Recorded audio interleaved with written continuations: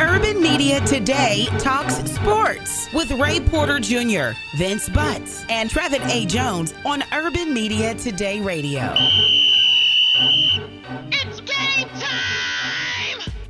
It's Urban Media Today Talks Sports. Trevin A. Jones. Oh, I said my name first again. Fellas, I swear I didn't mean to say my name first again. You got Coach William Greg Hoyd over there. He's a junior. Oh, no, wait a minute. You got Coach William Greg Hoyd Jr., then you got Keith Platt Jr., and then you got Ray Porter Jr., and you got Derek Bryant. Derek, tell me you're not a junior. No, man. No. Okay. No junior. And then, because Derek's one of our special guests, and our other special guest is Coach Larry Scott. Coach Scott, you're not a junior, right? You're a junior, aren't you? Oh, goodness. No. I am. The whole show is dominated by juniors. Now listen. Yeah, okay. Y'all can join the party, okay? Just bring the food. So now you know I'm just messed up for the rest of the show now. There's like too many juniors up in here. Coach Larry Scott was gracious enough to join us. Coach, we're going to get right into it. Go right to the heart of the situation. On Thursday, the MEAC conference announced that they were suspending fall sports. Mm-hmm. What I'm going to do is I'm going to backtrack for a second. I want you to introduce yourself, Coach, and then we'll talk about that. If I can, though, I have to say this. This is the first time Coach and I got to meet each other. When I saw the press conference that Coach had when he came to Howard University and talked about the reception that he got and how important it felt to him to be the new head coach at Howard University, Coach, you won me over right there on the spot. I looked at your video the first 2 minutes, and I was like, oh, I like this coach. It's like, I'm down. I'm a fan right now. Man, I appreciate that. I appreciate that greatly. Well, obviously, like you said enough, man, I'm Larry Scott, born and raised in the state of Florida, Sebring, Florida, born and raised in a single-parent household where, when you're born and raised in a single-parent household and you're with your maternal grandparents and being born and raised around them, your grandparents become an integral part of your upbringing, right? My grandmother and grandfather were very instrumental in my life as my mom, as a single mom, worked and tried to pave the way for myself and my brother, and they were always there for the assist, so to speak. My grandparents were, and my grandmother was born and raised actually in the state of Connecticut, and then she moved herself and transitioned down to the state of Florida, down in the South, and very progressive, strong Black woman. Right, was elected 8 consecutive times to our city council without a college education. Very progressive in the civil rights movement and what that was all about, and very, very instrumental in how important the value of an education and being a young Black male and being educated and being able to speak, articulate, speak your mind and academics and what that meant to you was very, very important and viable in our lives. My mom was a nurse. They pushed the same thing to her. She went to Tuskegee University. My uncles were all graduates from Alabama A&M and those things. So the HBCU culture has been very, very alive and well in my upbringing. We were, avid attenders of the Florida Classic year in and year out. It was like that was another event after Thanksgiving. I don't know if Thanksgiving was the event or the fact that, the Classic was on Thanksgiving weekend. Was the fact that was the event that we all look forward to year in and year out. I remember some of the community leaders and where I was born and raised would put together a bus, and we would all jump on that bus and head up to Tampa at that time when it was in Tampa, when I was growing up before it moved back over to Orlando. And that was a national event for us, and it was spearheaded by a lot of the community leaders in our neighborhood, my grandmother, Robert Saffold, and a lot of the Black figures that we looked up to in our neighborhood. That was, a neighborhood that we lived on the other side of the tracks, called the Quarters, where I was from. And that was what people often referred to it as, So, the upbringing was very richly deep and embedded into the HBCU culture and what that was all about. So this is no surprise. For me to be at Howard was nothing new. And at that time, you say the word Howard in my grandmother's living room or in our house, everybody's ears and eyes perked up, turned, and listened, and looked. Because that was the example. That was the epitome. That was the coup de grace for us, so to speak, of black universities and obtaining the highest education level that you could as an African American kid, or should we say in this day a black kid, and be proud to say that you're black, was what it was all about for us. So and from that I had a lot of opportunities, and it was very known very early that academics was very important, in that, hey man, the way you're gonna make it out of here is we can't afford to send you to college. It's gonna be a scholarship, some type of scholarship, whether it was academics or whether it was athletically. And my brother and I both charged at both of them hard: baseball, football, basketball, all of it. And it was a detractor for us very early on in our upbringing, because it kept us out of the streets, so to speak. It kept us away from trouble. It kept us busy. Kept our minds occupied. And we had one of those mothers who would walk out of there, walk out on that practice field. She didn't care who the coach was, and in that nursing uniform with them shoes going sideways because she don't wore them out, because that's the last pair she could afford. And you can see her coming from a mile away. That C's were intolerable. C's, you wait a C in high school, he was coming off that field, coach. I didn't care. She was going to come drag you off.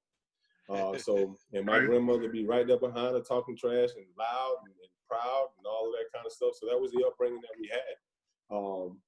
And athletics was a very important piece to that, because it was a detractor. It kept us out of trouble. It kept us occupied.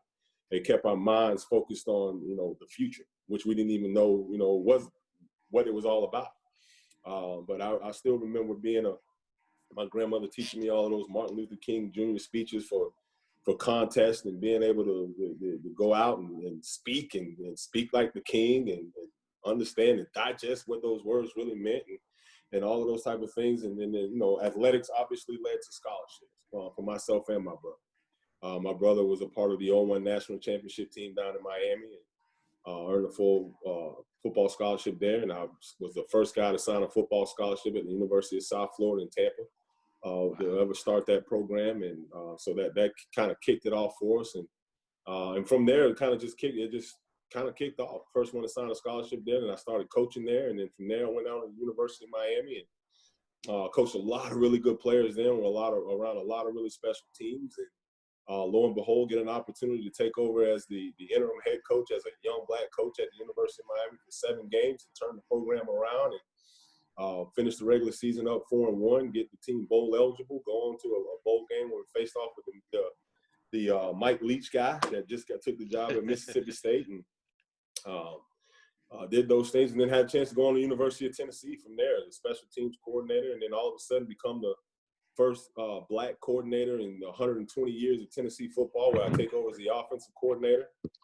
Have an opportunity to coach a lot of really special players there, like Josh Dobbs, Alvin Kamara, who was Rookie of the Year in the NFL. Everybody know those names. And, Coach Clyde Walford, David Njoku, Chris Herndon, a lot of really special kids and players, man, that I had an awesome opportunity to do, to coach and be around. And then the last few years to be at the University of Florida down in Gainesville, and mentor and coach one of the fastest rising probably players in the country right now, in Kyle Pitts, who's from the PA area, by the way, Pennsylvania kid, that's down there in Florida. That's an All-American there that's going to take off. And then I get a chance, and the call comes in.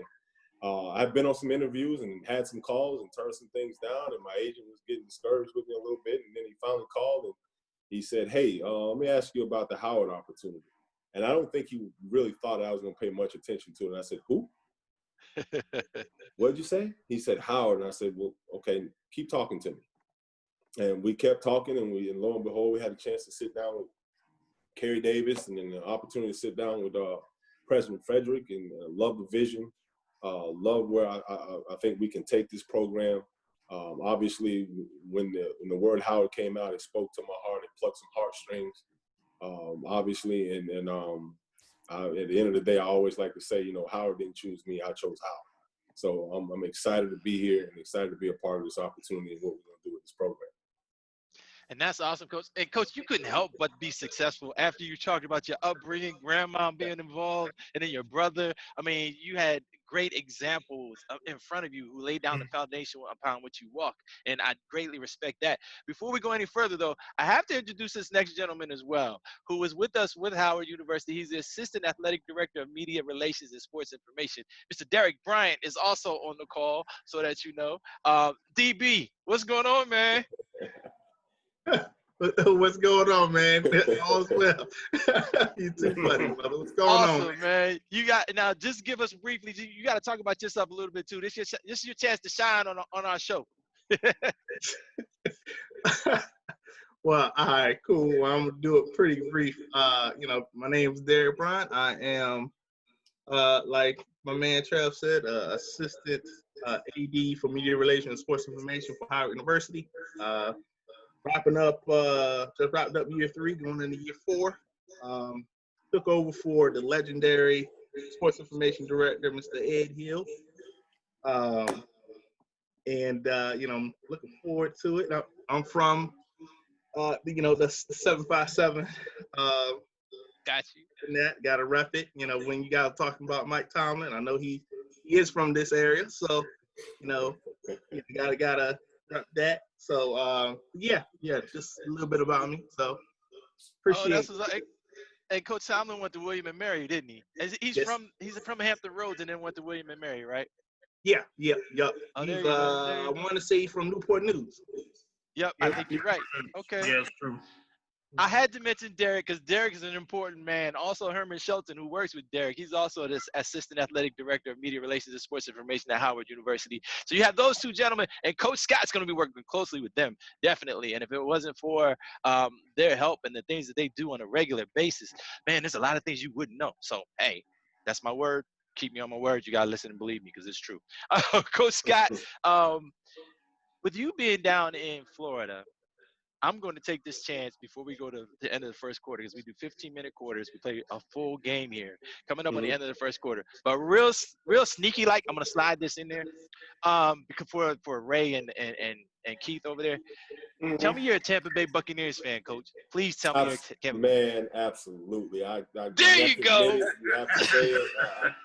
Hey, we respect that. Absolutely. I'll tell you the fondest memories of that comes from a quarterback by the name that we all know is Doug Williams, and that's why I'm a Buccaneer fan. Not the fact that it was in Florida and is an NFL team, but that figure for us have been paving a way in sports for a very, very long time at a position that is very, very instrumental in shaping the mantra, right, of what it is to be a really good coach or a really good player in the national Absolutely. football.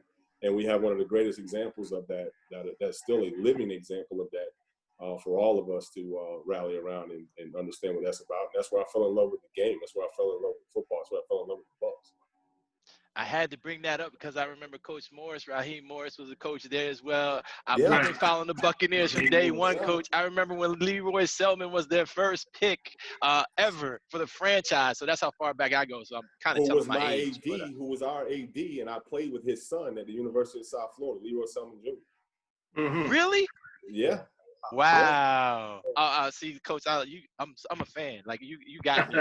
It's like Howard University football is in the best hands ever right now. It's Urban Media Today Talk Sports. We're gonna take a quick break. We do 15-minute quarters. That's the end of the first quarter. It goes that fast. I got Coach William Greg Hood Jr. with us, playing for envelopes. Pay attention to that. He got some information for you too. We got Keith Platt Jr. We got Ray Porter Jr. We got Derek Bryant, and I had to throw Derek in there because I'm tired of saying Jr. Because we got Coach Larry Scott Jr., the head coach of Howard University football.